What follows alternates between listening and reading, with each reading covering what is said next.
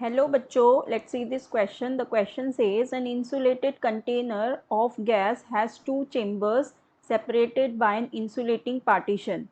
One of the chambers has volume V1 and contains an ideal gas at pressure P1 and temperature T1. The other chamber has volume V2 and it contains the same ideal gas at pressure P2 and temperature T2. If the partition is removed without doing any work on the gas, the final equilibrium temperature of the gas in the container will be. So देखो हमें इस question में क्या दिया हुआ है, हमें ये कह रहा है कि हमारे पास हमारे पास क्या है, insulated container of gas has two chambers. तो हमारे पास इंसुलेटेड गैस का दो चेम्बर है. ठीक है, सपोज ये हमारे पास दो चेम्बर है, यहाँ पे इंसुलेटेड गैस है बाय अ इंसुलेटिंग पार्टीशन, और ये हमारा क्या है, इंसुलेटिंग पार्टीशन है. One of the chamber has V1 volume, P1 pressure and T1 temperature, or the other chamber has V2 volume, P2 pressure and T2 is the temperature. अभी ये कह रहा है if the partition is removed, हमने क्या किया, partition निकाल दिया without doing any work, बिना कोई वर्क किए on the gas, so the final equilibrium temperature of the gas हमें बताना है. ठीक है, so अभी देखो ये जो हमारा है पार्टीशन, ये जो इंसुलेटेड कंटेनर है ये कैसा है, इंसुलेटेड है.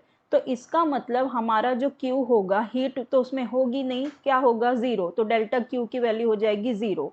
अब हम कह रहे हैं विदाउट डूइंग एनी वर्क हमें पार्टीशन रिमूव करना है. तो without doing any work means W भी हमारा क्या हो जाएगा, ज़ीरो. तो हमें पता है कि हमारा फर्स्ट लॉ ऑफ थर्मोडाइनमिक्स से we have delta Q is equals to delta U plus T delta W.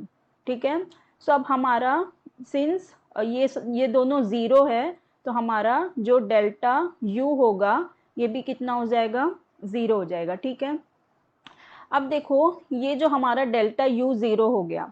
अब ये कह रहा है if the partition is remove without doing work on the gas, so हमें क्या बताना, final temperature of the gas in the container will be. तो अब हम यहाँ से कह सकते हैं by the law of conservation of energy, हम क्या यहाँ पे फॉर्मूला लगा सकते हैं that N1C1 T1 is plus N sorry पहले N2 लिखेंगे, N2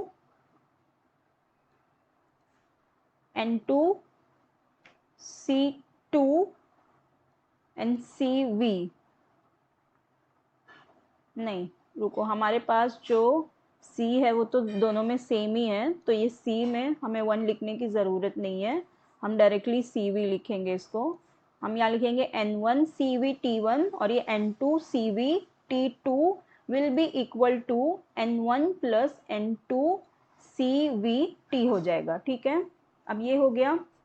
अब देखो हमें पता है कि हमारा जो होता है PV is equals to NRT, तो हम कह सकते हैं दैट, हाँ ये हम कह सकते हैं PV is equals to NRT. तो हम N की वैल्यू यहाँ से निकाल सकते हैं, तो N हमारा क्या हो जाएगा, PV अपॉन RT. ठीक है, सो N1 के केस में हो जाएगा ये P1 V1 अपॉन T1 हो जाएगा, और N2 के केस में क्या हो जाएगा, P2 V2 अपॉन RT2. ठीक है, ये हमारा हो जाएगा.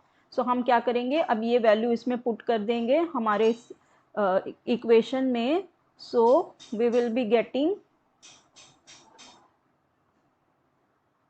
हमारी ये इक्वेशन क्या हो जाएगी, हम इसको किस तरह से लिख सकते हैं, देखो यहाँ पे ये जो हमारा है, हम यहाँ पे से ये C1 CV CV को कट कर सकते हैं क्योंकि ये तीनों ही सेम हैं. तो हमारे टेम्परेचर की इक्वेशन हम बना सकते हैं N1 T1 plus N2 T2 upon N1 plus N2. ठीक है, ये हम अपनी T की इक्वेशन बना सकते हैं.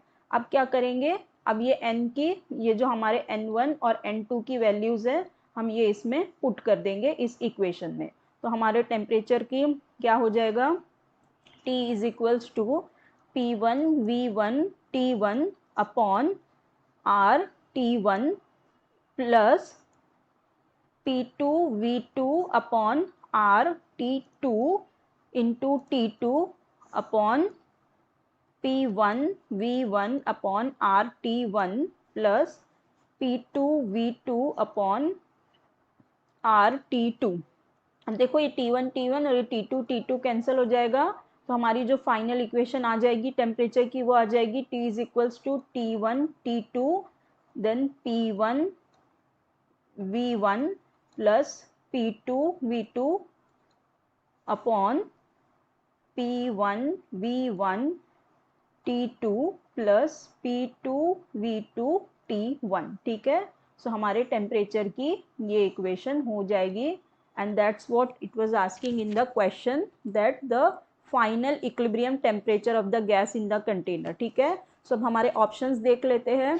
ऑप्शन 1 में देखो दिया है T1 T2 P1 V1 plus P2 V2 upon P1 V1 T2 और P2 T2। हाँ, तो यही हमारा करेक्ट ऑप्शन भी हो जाएगा। ये तो रॉन्ग हो जाएगा, इसमें देखो P1 V1 और T1 दिया हुआ है, नहीं। सो हमारा करेक्ट ऑप्शन क्या हो जाएगा? Option A. I hope you understood it well. Best of luck. Thank you.